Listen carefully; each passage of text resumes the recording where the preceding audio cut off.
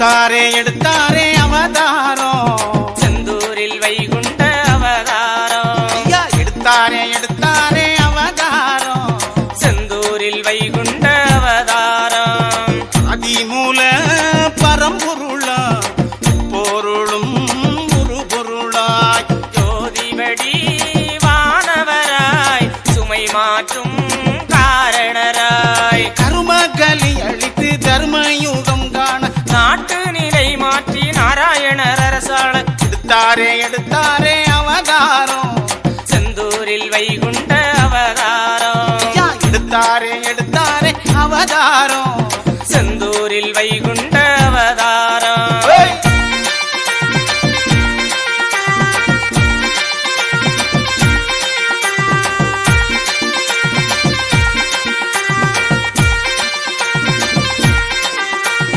நீடிய யுகமதிலே ஈசனின் வேள்விதனில் மாமலை ரூபமாக ரோணியும் தான் பிறந்தான். அறமதையே அறியாதவன் அநியாயம் தானும் செய்தான் கரை கண்டார் மனைவி முதல் எல்லா சக்தியையும் யமலோகம் முதலெல்லா லோகங்களை தான் எடுத்து ரோணி எடுத்து விழுங்கி நான் குடல் பசி தீர்ப்பதற்கு கடலை பருகியவன் கடைவாய்வும் நனையவில்லை கையிலேயே விழுங்கி விட்டான். வைகுண்டத்தை நெருங்கி விட்டான். இந்திரத்தால் தப்பி பூலோகம் வந்த மாயன் ரோணியை அழித்திடவே ஈசனிடம் வரமும் பெற்று எடுத்தாரே அவதாரம் விஷ்ணுவாய் அவதாரம். ஐயா எடுத்தாரே அவதாரம் விஷ்ணுவாய் அவதாரம்.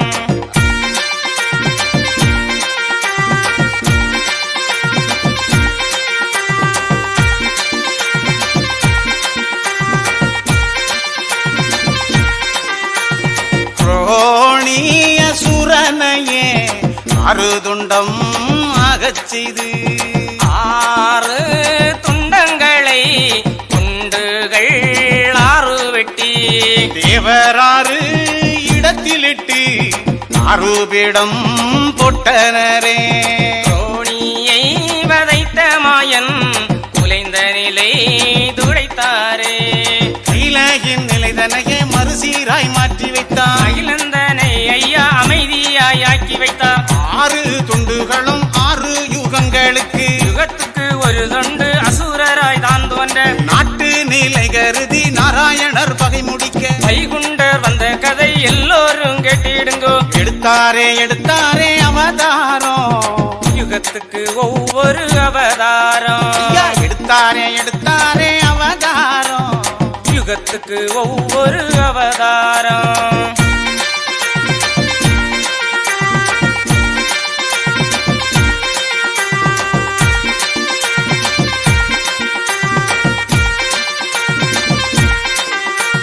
சதுரயுகம் ஆனதிலே ரோணியின் திரவழி குண்டோமாசாலி என்னும் அசூரன் தோன்றிடவே குலந்தனையே தின்றான் குடல் பசி தீர்க்க நீசனவன் தன்கூலம் முழுதும் தின்று உடல் பசியும் தீராமலே மாய அசுரனவன் ஐயோ என்று தான் அலற மாயன் அவலோகம் முழுதும் தானாயசைய கண்டு ஈசருடன் கேட்டு அசுரனை தான் அறிந்தார் தேவர்களை நாங்கிலாக்கி வரையானதை தூண்டிலாக்கி வேதங்களை கயிறாக்கி காற்றை தோணியாக்கி சதுரயுக ஓடை வழி சென்று அழித்திடவே எடுத்தாரே அவதாரம் மாயன் அவதாரம். ஐயா எடுத்தாரே அவதாரம் மாயன் அவதாரம்.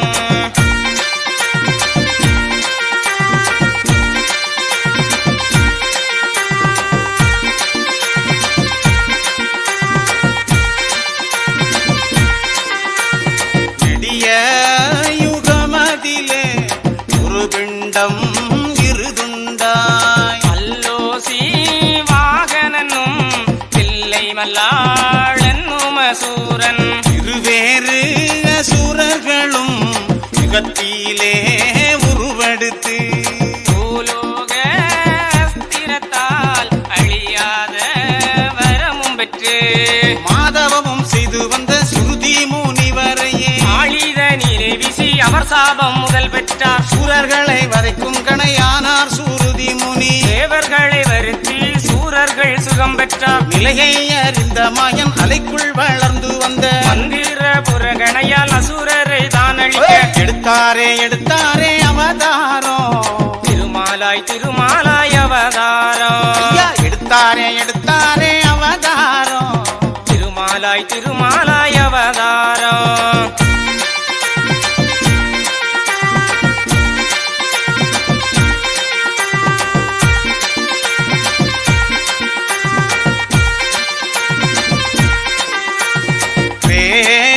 வேதாயுகமதிலே ஒரு பிண்டம் இருதுண்டாய் சிங்கமுக சூரனனும் சூரபத்மனனும் இருவேறு அசுரர்களும் சோதரராய் தான் பிறந்தார். ஆனைந்து முகத்தவராய் அழியாத வரமும் பெற்றார். இப்படியே கர்மம் விட்ட முறை நன்னாளில் தேவர்களை வதைத்து கடும் துன்பம் தாமும் செய்தார். வீரவாகு தேவதூதன் தூதுரைத்து கேளாமல் துன்பந்தனையே தொடர்ந்தார் இருவேறு அசுரர்களும். சக்திதனை வேலாக்கி சிவனை நந்தியாக்கி ஆறுமுக கோலமாகி சூரர்களை சங்காரிக்க எடுத்தாரே அவதாரம் கந்தனாய் அவதாரம். ஐயா, எடுத்தாரே அவதாரம் கந்தனாய் அவதாரம்.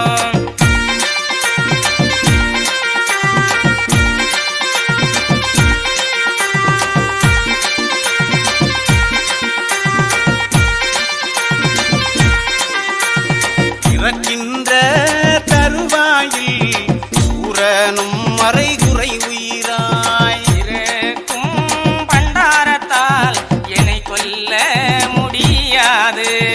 வேலாயுதத்தால் வெற்றியும் நீ கொண்டா என்று சூரன் ஆறுமுக கந்தனையே தாழ்த்தியே பேசலுற்றார். அவப்பெயர் நீங்கிடவே அதே யுகமதிலே சூரனே இரணியனாய் இன்னொரு பிறவி செய்தார். ஆயுதங்கள் ஏதுமின்றி அவனை வதத்திடவே பிரகலாதனாக அவன் மகனாய் தான் பிறந்து ஹரியின் புகழ் பாடி இரணியன் தரங்குரைத்தார். சூரனை கோபமூட்டி கூர்நகத்தால் கொன்றிடவே எடுத்தாரே அவதாரம் நரசிம்மம் என்றொரு அவதாரம். ஐயா, எடுத்தாரே அவதாரம் நரசிம்மம் என்றொரு அவதாரம்.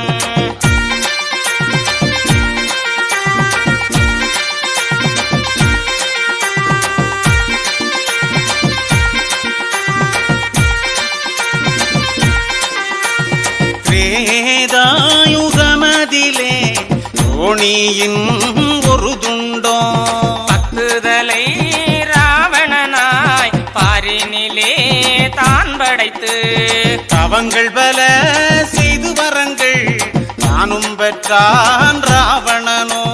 சந்திரரை சூரியரை வாயுவையும் வருணரையும் அவன் கோட்டை சிறந்தோங்க அடிமைப்படுத்தி வைத்தான். அதோடு நிற்கவில்லை காமம் கொண்ட பொல்லாதவன் மாரீசன் துணையுடனே மாயமான் வடிவம் காட்டி சுமணன் நிலை குலைந்து சீதையை கவர்ந்து சென்றான். அறிந்து மாயவரும் அவனை அழிக்க வேண்டி ஆண்டிபம் கையில் கொண்டு காமுகனை அழித்திடவே எடுத்தாரே அவதாரம் ஸ்ரீராமன் அவதாரம். ஐயா, எடுத்தாரே அவதாரம் ஸ்ரீராமன் அவதாரம்.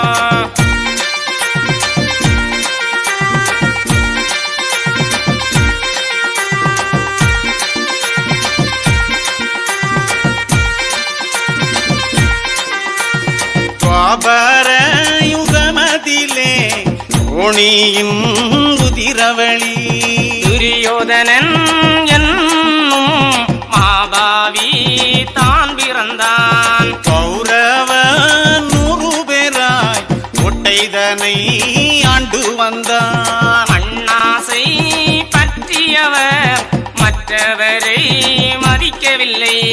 சகுனியின் சூழ்ச்சிப்படி சூதாடி பஞ்சவரை வனவாசம் அனுப்பியவர் பங்கை வளைத்துக் கொண்டார். பத்தி நந்தினி தாய் பாஞ்சாலியை நட்ட நடு சபையில் வைத்து ஆடைதனை அவிழ்த்து மானபங்கம் செய்யலுற்றான். நீசனின் காரியங்கள் நிலைகெட்டு கொண்டிருக்க துரியனை அழித்திடவே பீமனுக்கு வழிகாட்ட எடுத்தாரே எடுத்தாரே அவதாரம், கண்ணனாய் அவதாரம். ஐயா எடுத்தாரே எடுத்தாரே அவதாரம், கண்ணனாய் அவதாரம்.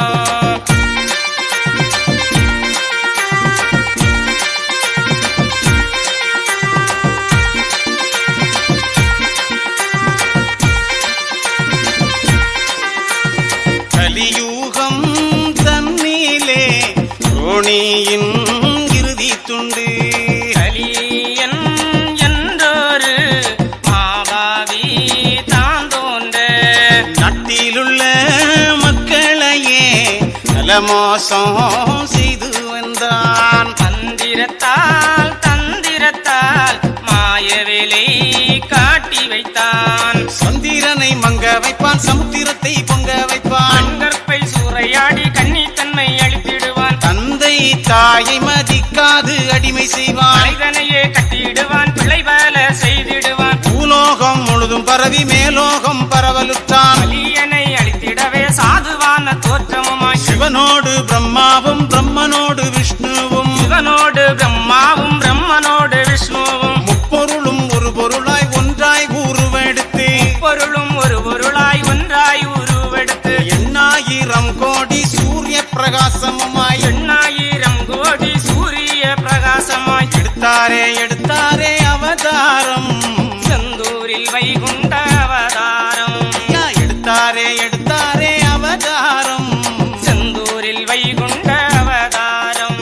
சான்றோரே கெட்டிடுங்கோ சமலோகவாசிகளே, கலியுக வாழ்வின்படி தர்மயுக இடம் கிட்டும். நடுத்தீர்ப்பு தான் நடக்கும் நாராயணர் சட்டப்படி, நல்ல நிலை கோரி ஒற்றுமையாயிருந்திடுங்கோ. கர்மயுக வாழ்வுதனில் பிறப்போர் இறப்பதில்லை, மனநோவு ஏதுமில்லை, வறுமை தானுமில்லை. புது பூமி புது விருட்சம் புது காற்று புது பறவை, அத்தனையும் புதுமை பெறும் முதுமையே வருவதில்லை. கர்மயுகம் வேண்டுமென்றால் கலியனை நெருங்காதுங்கோ, கலியனோ பிடித்து விட்டால் கருமமோ மாறாது. கலியனை விட்டொழிக்க காரணரை தேடிடுங்கோ, கலி மாற்றி வைத்திடுவார் வைகுண்டரை பணிந்திடுங்கோ. மண்ணாலே நீராலே நோய் தீர்ப்பார் நாரணரும், மன்னிய பாவமெல்லாம் பதமாலே போக்கிடுவார். நம்பினோர் நம்பிடுங்கோ நாராயணர் புகழ்தனையே, கரமயுக வாழ்வு தர அவர் பாதம் பணிந்திடுங்கோ. கரமயுக வாழ்வு தர அவர் பாதம் பணிந்திடுங்கோ. எடுத்தாரே எடுத்தாரே அவதாரம், செந்தூரில் வைகுண்ட அவதாரம். ஐயா எடுத்தாரே எடுத்தாரே அவதாரம், செந்தூரில் வைகுண்ட அவதாரம்.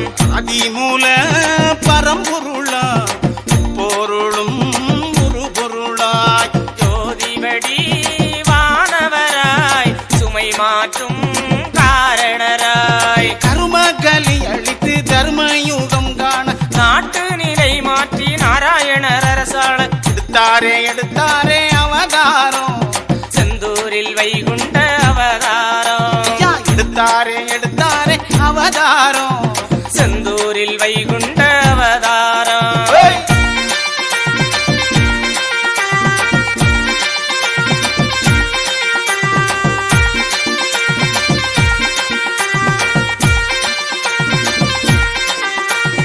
நீடிய யுகமதிலே ஈசனின் வேள்விதனில் மாமலை ரூபமாக ரோணியும் தான் பிறந்தான். அறமதையே அறியாதவன் அநியாயோ தானும் செய்தான், கரை கண்டார் மனைவி முதல் எல்லா சக்தியையும் யமலோகம் முதலெல்லா லோகங்களை தான் எடுத்து ரோணி எடுத்து விழுங்கி நான் குடல் பசி தீர்ப்பதற்கு கடலை பருகியவன் கடைவாய்வும் நனையவில்லை, கையிலேயே விழுங்கி விட்டான், வைகுண்டத்தை நெருங்கி விட்டான். தந்திரத்தால் தப்பி பூலோகம் வந்த மாயன் ரோணியை அழித்திடவே ஈசனிடம் வரமும் பெற்று எடுத்தாரே எடுத்தாரே அவதாரம், விஷ்ணுவாய் அவதாரம். ஐயா எடுத்தாரே எடுத்தாரே அவதாரம், விஷ்ணுவாய் அவதாரம்.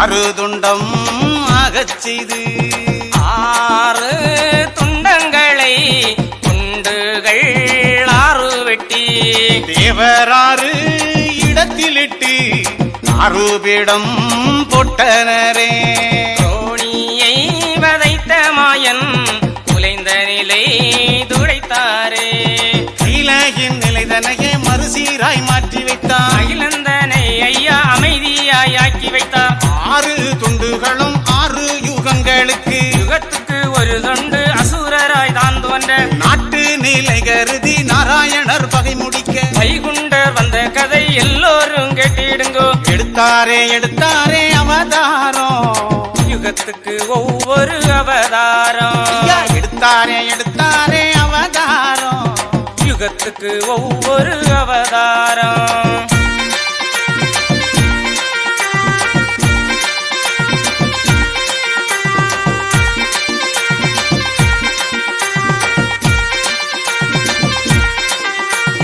சதுரயுகம் ஆனதிலே தோணியின் திரவழி குண்டோமாசாலி என்னும் அசூரன் தோன்றிடவே குலந்தனையே தின்றான் கூடல் பசி தீர்க்க நீசனவன் தன்கூலம் முழுதும் தின்று உடல் பசியும் தீராமலே மாய அசுரனவன் ஐயோ என்று தான் அலற மாயன் அவலோகம் முழுதும் தானாயசைய கண்டு ஈசருடன் கேட்டு அசுரனை தான் அறிந்தார் தேவர்களை நாங்கிலாக்கி வரையானதை தூண்டிலாக்கி வேதங்களை கயிறாக்கி காற்றை தோணியாக்கி சதுரயுக ஓடை வழி சென்று அழித்திடவே எடுத்தாரே அவதாரம் மாயன் அவதாரம் ஐயா, எடுத்தாரே அவதாரம் மாயன் அவதாரம்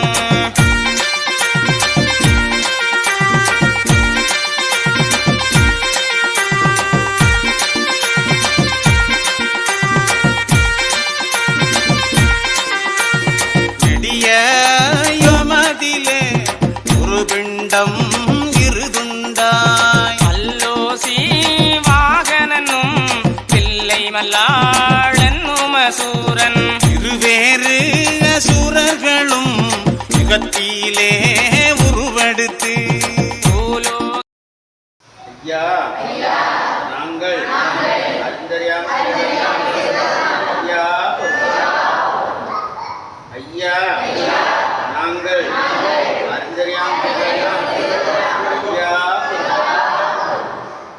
ஐயா நாங்கள் ஐயா நாங்கள் ஐயா நாங்கள் ஐயா நாங்கள்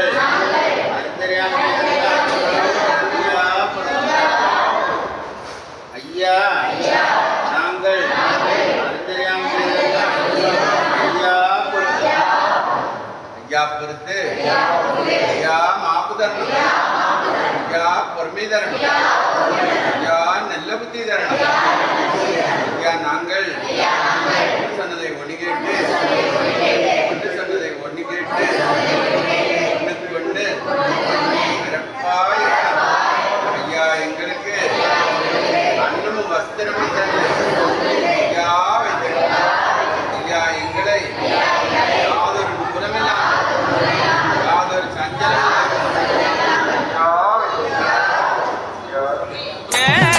ஸ்திரத்தால் அழியாத வரமும் பெற்று மாதவமும் செய்து வந்த சுருதி முனிவரையே ஆழித நீரை வீசி அவர் சாபம் முதல் பெற்றார் சூரர்களை வரைக்கும் கணையானார் சூருதி முனி தேவர்களை வருத்தி சூரர்கள் சுகம் பெற்றார் நிலையை அறிந்த மாயன் அலைக்குள் வளர்ந்து வந்த மந்திர புறகணையால் அசுரரை தான் அழிக்க எடுத்தாரே அவதாரம் திருமாலாய் அவதாரம் ஐயா, எடுத்தாரே அவதாரம் திருமாலாய் அவதாரம்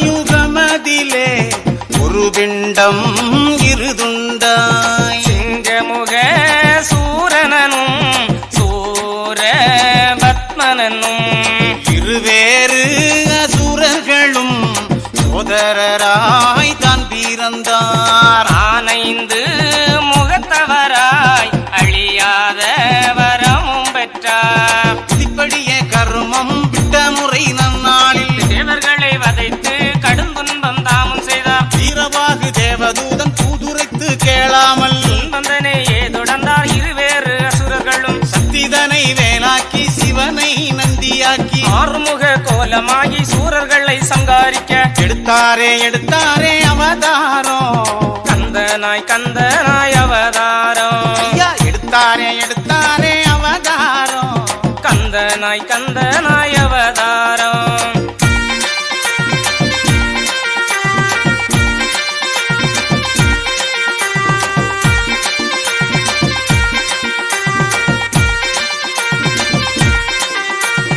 இறக்கின்ற தருவாயில் சூரனும் மறைகுறை உயிராய் இருக்கும் பண்டாரத்தால் என்னை கொல்ல முடியாது. வேலாயுதத்தால் வெற்றியும் நீ கொண்டா என்று சூரன் ஆறுமுக கந்தனையே தாழ்த்தியே பேசலுற்றார். அவப்பெயர் நீங்கிடவே அதே யுகமதிலே சூரனே இரணியனாய் இன்னொரு பிறவி செய்தார். ஆயுதங்கள் ஏதுமின்றி அவனை வதத்திடவே பிரகலாதனாக அவன் மகனாய் தான் பிறந்து ஹரியின் புகழ் பாடி இரணியன் தரம் குறைத்தார். சூரனை கோபமூட்டி கூர்நகத்தால் கொன்றிடவே எடுத்தாரே அவதாரம். நரசிம்மம் என்றொரு அவதாரம். ஐயா எடுத்தாரே அவதாரம். நரசிம்மம் என்றொரு அவதாரம்.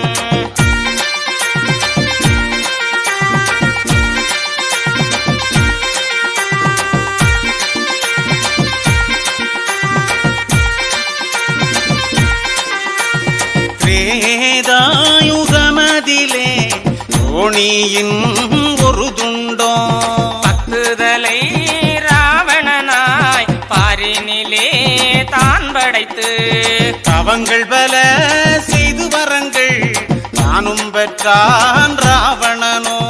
சந்திரரை சூரியரை வாயுவையும் வருணரையும் அவன் கோட்டை சிறந்தோங்க அடிமைப்படுத்தி வைத்தான். அதோடு நிற்கவில்லை காமம் கொண்ட பொல்லாதவன். மாரீசன் துணையுடனே மாயமான் வடிவம் காட்டி சுமணன் நிலை குலைந்து சீதையை கவர்ந்து சென்றான். அறிந்து மாயவரும் அவனை அழிக்க வேண்டி ஆண்டிபம் கையில் கொண்டு காமுகனை அழித்திடவே எடுத்தாரே அவதாரம்.